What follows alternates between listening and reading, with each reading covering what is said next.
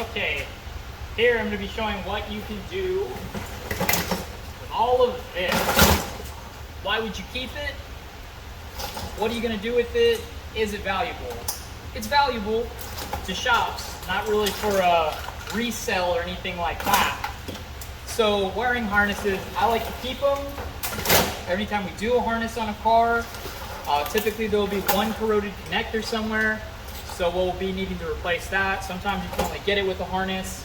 So we're either gonna get just that section off of there and put that onto the vehicle. I like to give the customer whichever one's better. We sold labor time for replacing the entire unit, like the whole harness, or just that section. It depends on the customer, depends on what they want. We'll usually let them know, here's the price for the entire harness, here's the price for just the connector. We're gonna order the whole harness because that's the only way we can do it. And then whichever one we end up using, the old one we'll just keep that and toss it in the trash for you, or, you know, we like to keep them because we like to use these parts. So you're gonna need a couple of tools if you are gonna break down one of these wiring harnesses, and I'll kind of go over those real quick. Tin snips, kind of nice. You don't need to use them all the time, but sometimes these things can be tough. These are some general hose cutters. These were damaged, so now I just use them for harnesses because it kind of works for that. A relay puller, once you get these fuse boxes out, I'll show you how to test those and make sure that they're okay to, you know, acceptable to put on a vehicle, especially if you're just needing to test one out or something like that. But there can be some really obscure relays, and it's nice to just have a bag of ones that you know work before you're trying to test that out on a car. Don't keep all of them because you don't know if they're good or not. Like, that's almost as good as, I don't know, that could make your life a little harder. Just some, you know, cutters, 2 sets of those, big and small, are very nice.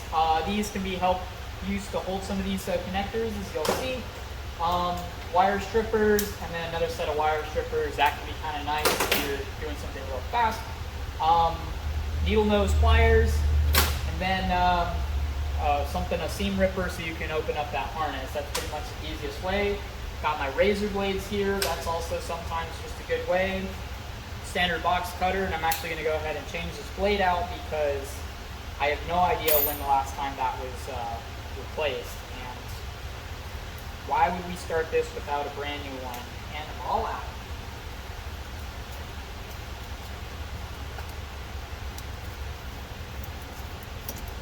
Oh, cool. Got to stock this thing back up with razor blades. It's got a little compartment here that opens. It's old, so sometimes it sticks. And that'll hold about like 5 razor blades, which is kind of nice, but yeah, if you don't refill it, it's not very useful. All right, so here we go. First harness. Big connectors like this, it's gonna be a little bit more obscure. You don't know if you're gonna need those or not. So typically I like to keep them anyway, but I'm not gonna do any additional work of like breaking them down or anything like that because realistically, you're not gonna need that. But those would also be the most difficult to get if you were ordering them from the dealer or wherever. That's going to be a difficult connector to find. So those are particularly useful in situations like that where, you know, it's going to be great if you just have one on hand. You're going to end up being a hero, which is never a bad thing. The biggest ones, like connectors like this, are going to be the hardest to break down. Especially European cars, they like to use a lot of insulation. They like to use that fabric tape, which is really sticky. And when it gets old, it's very hard to get it off of there. Normal electrical wires, like on American vehicles, this is going to be pretty simple. They're actually going to come off really, really easily. But Asian cars, pretty easy, no big deal. I like using my small cutters here, and you're just going to go through each of the wires. You don't have to be really too careful about this, just go through them.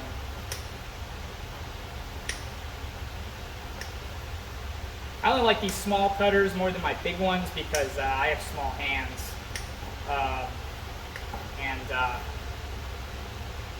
These just always work for me. Also a good test of these. I mean, I use these pretty much every single time I'm breaking down harnesses, and I've never really had an issue with these not staying sharp. Pretty nice. Go ahead and get yourself a big box for the big connectors. The rest of them are going to be these other little sections. I like to take about 3-4 inches and just keep them like that. And then you're going to get another box for just those standard connectors. We'll break those down later, but just for now, that's pretty simple. Toss that up here. And again, you don't have to be super precise on this. You know, you're mostly just concerned with enough wire that you can make a repair on it.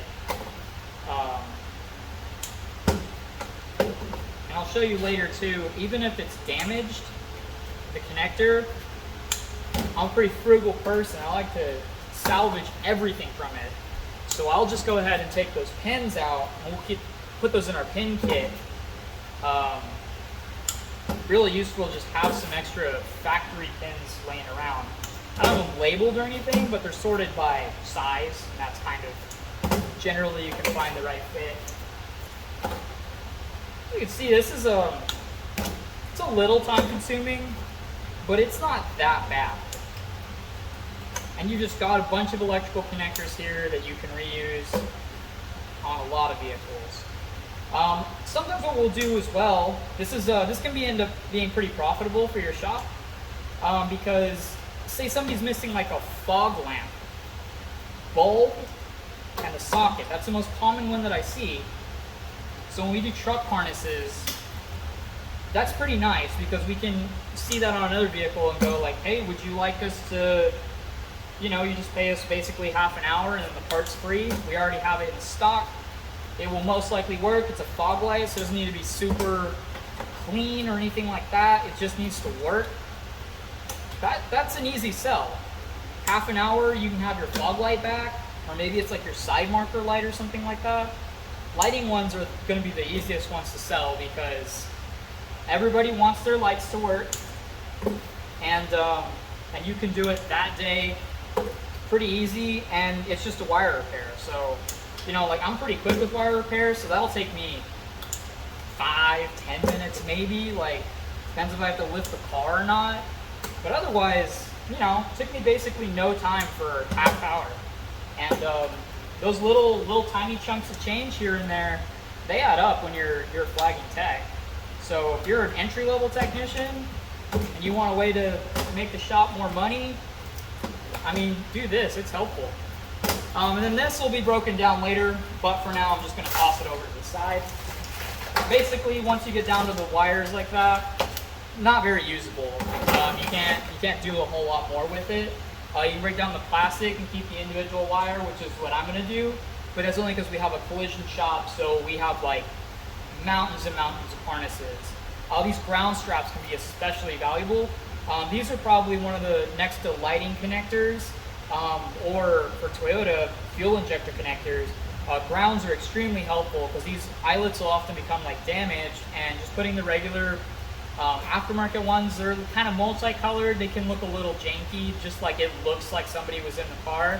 And there's nothing more I love than like completely repairing the vehicle and it just looks like how it was from the factory. Like, that's my preferred way to fix a car, and that's pretty much the way that I would like to give them that. And if you can do an OEM eyelet or something that looks very legitimate, very nice for the customer. And grounds very rarely go bad when you get them off of the harnesses like that, because typically everything else on the harness was bad. The ground was good. Whereas like on a vehicle, typically you're running into a ground being bad and the harness is okay. At least in my experience. So we'll keep those grounds as well. But lots of connectors here. And then while you're taking these off, just make sure you're looking at them, at least making sure that they don't have corrosion or melted connectors or things like that. Those are automatically, if I see any of those, I'm not keeping the pins, connectors, anything on them. They're corroded, so you can't use them. And it's fine. You're getting a lot out of this harness. You're basically just recycling what you can. If you can't recycle it, you know, don't cry about it. You're fine. It would have been useful, but maybe I'm the only one that's crying about it. But yeah, I mean, let's see, I'm gonna go through a couple of these harnesses really quickly. I basically just do this once a month. We have enough of them that we do that. You'll condense basically one of these big boxes. This one has about 10 of those boxes worth of harness connectors. So if you haven't seen this already, this is what we just basically do with all the connectors. Throw them in a big box here. Every time you need a connector, you just dump it out, match them up. And later on, we're going to sort them by manufacturer and maybe by connector number. But for now, this seems to work fine.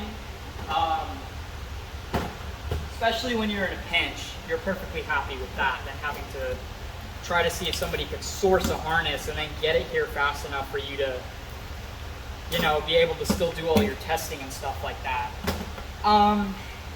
If you really do a lot of routing harnesses and things like that, these connectors can be pretty valuable or, you know, useful to you. Basically, they're just like zip ties. You just pull this little tab back, and then you can pull them off, and you can reuse them. Especially for harnesses like this, like we got it from a collision shop, so it was being replaced, and they're basically all brand new connectors or, you know, little fittings and stuff like that off of like a 2019 vehicle. So that's pretty useful. But we already have boxes and boxes of them, and we don't really use them a whole lot. I use mostly these. I like these because they can kind of just push them in for a push pin and then wrap the harness on that. It's kind of nice. There's some fuel injector connector ones, but you know, I got a lot of other things I'd rather do with my time than that. So I quit doing it after I got a certain amount of them because it just wasn't valuable to me. I wasn't seeming to make any money off of it. And I'm just beautifying the car. And honestly, the easiest thing to do there would be to just order some new ones, and the customers ought to be, you know, buying that. But those are like 20 cents or something, so they're not like, yeah, not too concerned about it. See, this is particularly useful when you have it applicable for both sides. Very rare to get that. Typically, you're getting the harness side and not any of the sensor side stuff. I mean, obviously, because you're on the control side, but these are especially helpful. These big grounds that go to batteries, or just, you know, a giant fuse box or something like that, those are the ones where I'm going to go in here and try to dig that out. Might do that here in a second. Let me get the rest of this harness broken down. But yeah, buddy, that's what I want. I want stuff that is expensive and hard to get. Okay, we're gonna cut about here. That seems like the easiest option. Those suckers can be kind of thick. Extra thick. God. Okay, cool.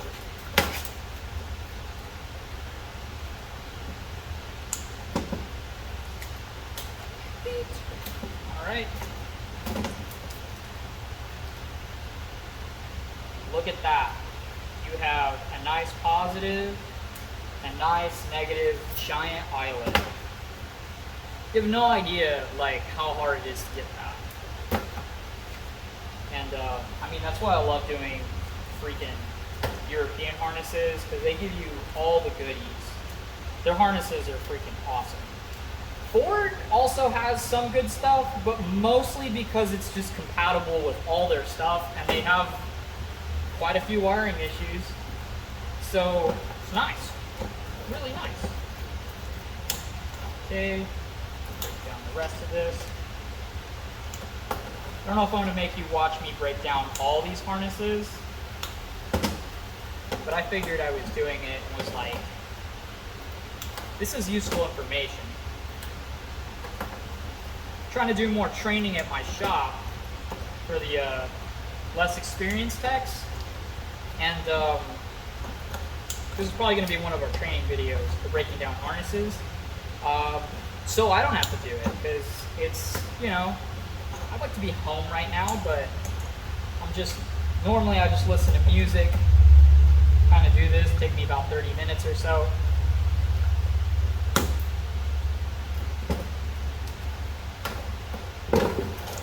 Not a bad way to spend your afternoon. It's pretty useful.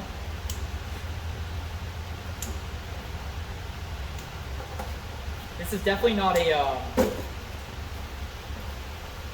do it during shop hours type situation. It's not valuable during the middle of the day. Man, freaking Nissan's O2 connectors for that, you basically can't find them. So if you can find this, the control side end, very, very useful. I don't know what vehicle this goes on, but it has a lot of good connectors on here. Knock sensor harnesses, those little 1-pin connectors, all really, really useful.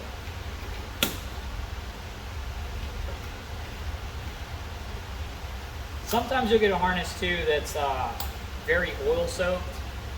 Those can be questionable. So Mercedes has an issue. The oil will basically go into the connector where the cam solenoid goes to do the variable adjustment on the camshaft. It will squirt oil through the harness and then just push it through the insulation, almost like little hoses, and just go all the way to the computer and then just put oil in there. And then because it has some oil pressure, so it's pushing it, at a certain point it can end up at the computer, get enough fluid in there that it's pushing it throughout the rest of the harness as well. So for that cam adjustment wiring harness issue, now you've got oil in your fuel injector connectors. Isn't that strange? Yeah, so they say European cars have some weird problems. That's the kind of shit they're talking about. They're like, how would you even know that existed? Is there a TSB? Sure, I mean, at the dealer. Is it widely publicly available? I mean, the owners are aware of it, but everyone else, I don't think so.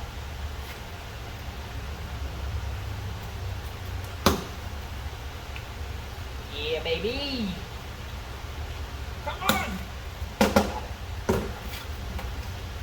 Number 3. That good stuff.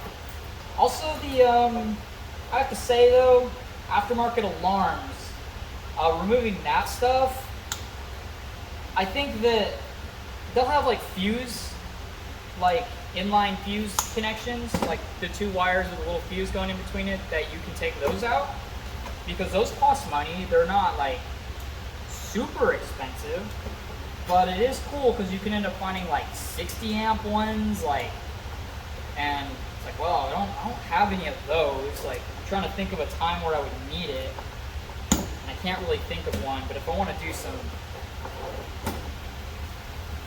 random crap, so this is pretty cool. This is a connector that you're not going to find a whole lot. There's a positive 2-prong connector like that. Grommets can be especially useful. If you find grommets, keep those. Just have a bag of them, because sometimes people's door grommets will be bad, or the firewall grommet will be missing because somebody had aftermarket stuff, or maybe they put an aftermarket harness and they don't have any type of freaking grommet in it. You want that because, easy, free. I'm going to just toss that in there with that. I don't usually find grommets. And, there we go. All useful. I mean, we got a good batch of harnesses here. Sometimes these have such little stuff that's useful in them that I feel like you wasted your time a little bit.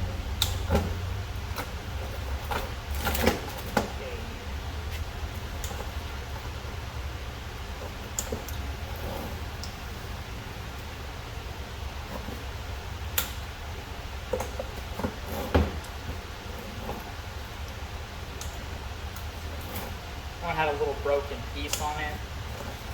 I wasn't sure I wanted to keep it, but look at that. That just came with a manifold pressure sensor on it already. That's kind of funny. I don't know if y'all ever see these salvage harnesses. Sometimes whenever you get a PC out and it says brain box, I think that's funny. First time I saw it, I thought it was funny. Then I saw they were labeling anything that looked like a computer brain box, and I was like, okay, well, now it's less funny.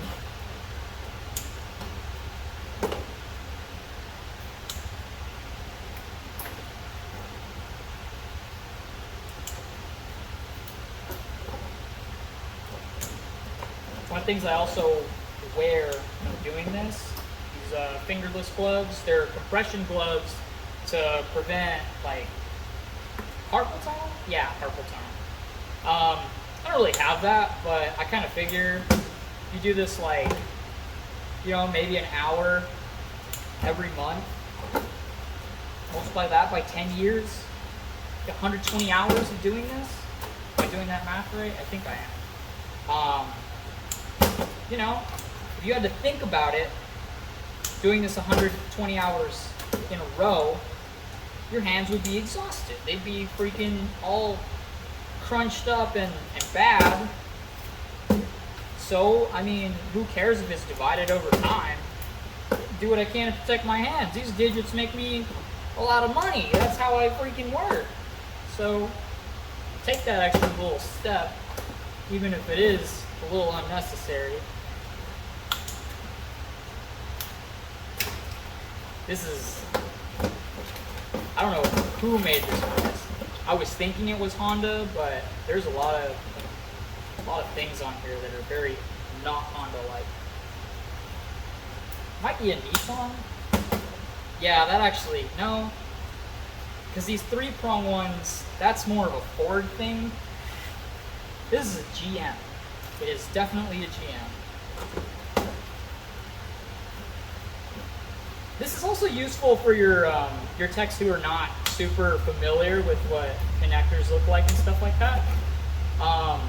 So when they start doing this, they can learn kind of where to cut the connector, how they're kind of assembled onto the vehicle, and you can have them, you know, this would be a good time to show them how to do a wire repair on a harness that doesn't need to do anything.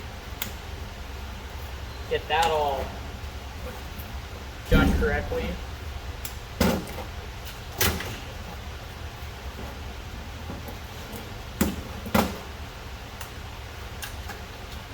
Definitely a GM connector harness.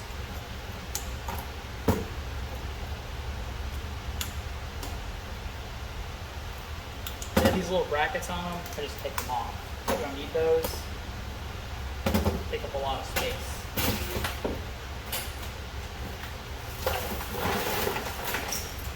Here we go. When they're open like this, yeah, so you can see why we replaced that. Just be careful here. This is a harness that there's rodent damage on it. You want to make sure that the connectors are not damaged and nothing else is bad. That would be a horrible, horrible, horrible thing for you to do. Put that back onto a vehicle and cause yourself a huge headache. So that's also why I like to break these harnesses up, because labeling from people can be super bad. So you never know if a harness is good or not. You don't know what it goes on to. Some people are just bad at labeling and will just mislabel it. And you're using what you thought were facts, actually lies. That's not helpful. So, there we go. Getting a lot of ground straps and stuff. This battery terminal is corroded, so as much as I'd like that, I'm gonna just have to assume this whole wire is bad. That corrosion doesn't go away, so that looks okay. So this part I'm gonna toss, but this part I'm gonna keep.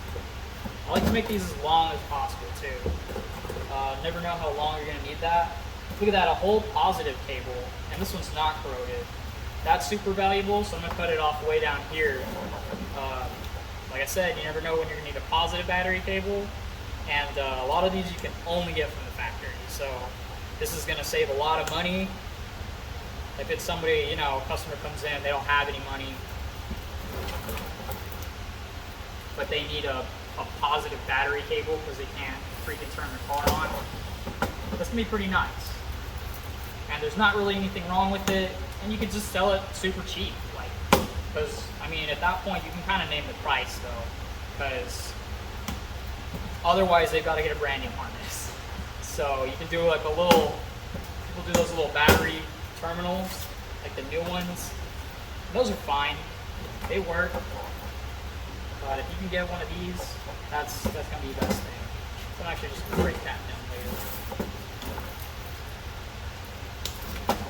Those ECM connectors off of that GM, those are useful. Anytime you got engine control unit connectors, you want to keep those. That's the most often place that you're gonna find burnt pins, corroded pins. I mean at the fuse box too, but I personally don't really keep fuse boxes unless I know what was wrong with the car. So if we're replacing it because it got oil in the harness, then the fuse box is probably fine. We can assume that. Another thing I'll do too, for relays, I'll keep special ones off of vehicles if I have to replace a fuse box. For vehicles like Volkswagen, they can have very specific ones. And for example, like I replaced a fuse box on a vehicle because it wouldn't turn some of the interior functions on. However, it was starting the vehicle just fine. So that was a PCM relay that I wanted because I know the PCM was working because the car ran fine. But that is not a relay that is cheap or easy to get. Typically it'll take a day to get it.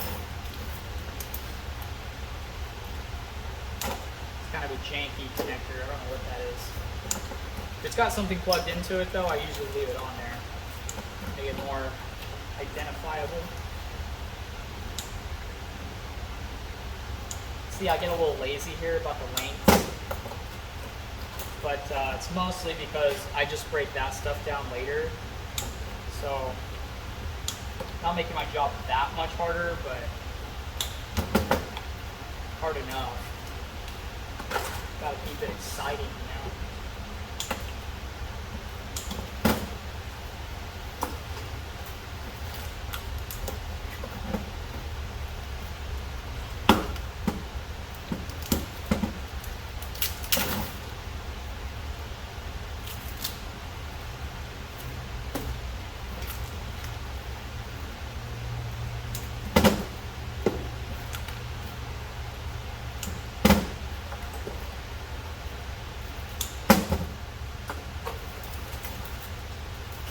Nope.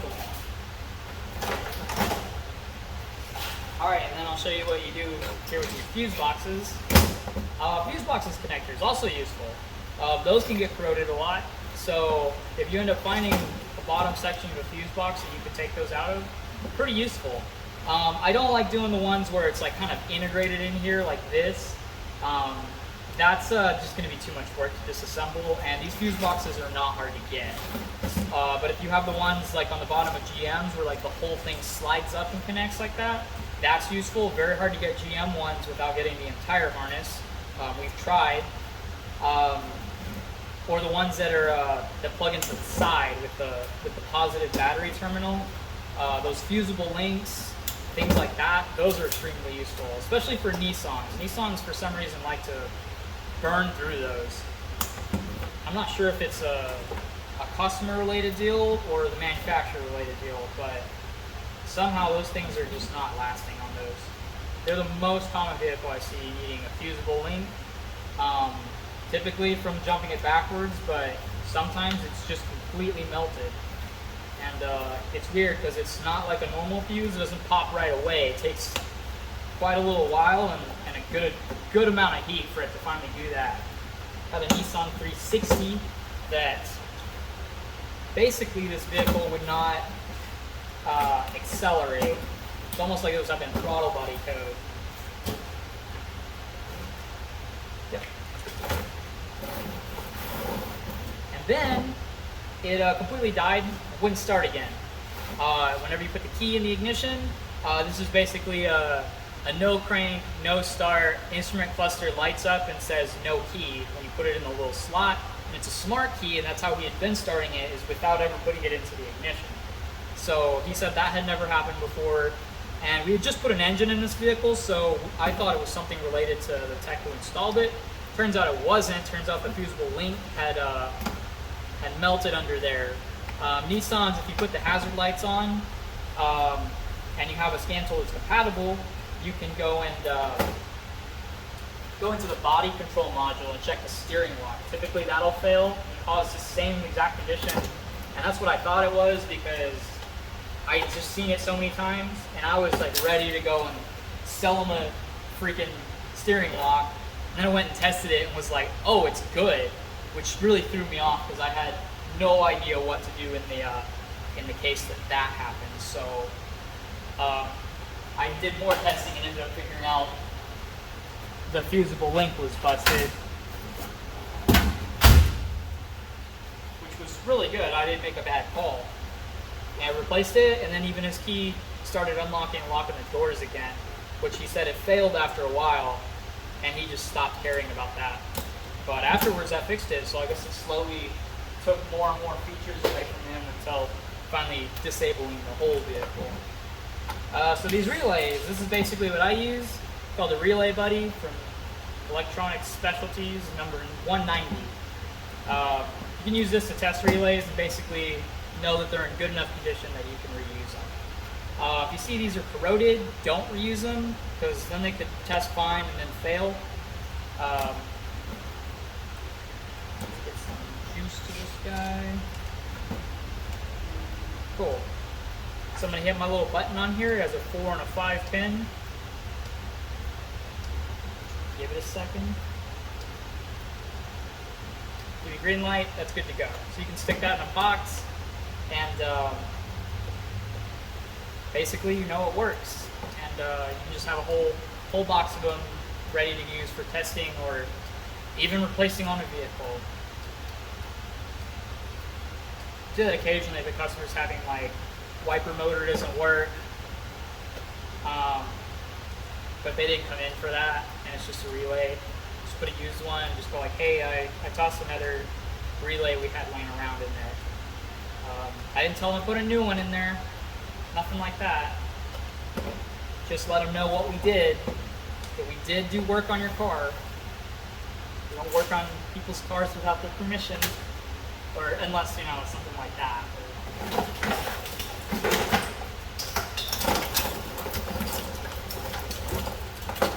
So yeah, we got a couple more of these.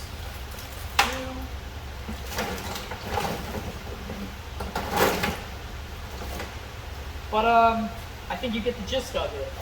These are aftermarket alarms, like I said, that are not extremely useful. These, I don't think I would typically want to keep them because they cause problems. I do like the gauge of wire, so whenever you do this, it's not a bad idea with these harnesses, especially you have the like rodent damage one right there, and all the insulation is falling off. The insulation is falling off. I basically go and cut all the rest of the insulation that I can off of it, and then just kind of clean them up. I just kind of spray them with brake clean and wipe the wires down, and then you just keep a bag of wires. And there's nothing better than just having a giant bag of multicolored wires. You don't have to go buy reels of every different kind of color of wire. You just have a bag, random bags of wires. And it's really nice though. You can repair a lot of harnesses and actually put the correct color in. But this is sort of what I do. I just kind of toss them in bags like that. And this one was running low, and that pile of harnesses was getting high, so that's why I was doing this today. But basically, that's how you break down these harnesses, and later on I'll show how to disconnect all the pins out of here. So even if the connector is broken, I'll show you how to take those pins out, cut them off, and then throw them into a pin kit, so you can go ahead and have pins ready to go as well, because those can be very, very difficult to find. If you can't get a connector, you're going to need to get a pin. Both of those are very difficult to get part numbers for, so yeah, that's basically how you do that. Cool.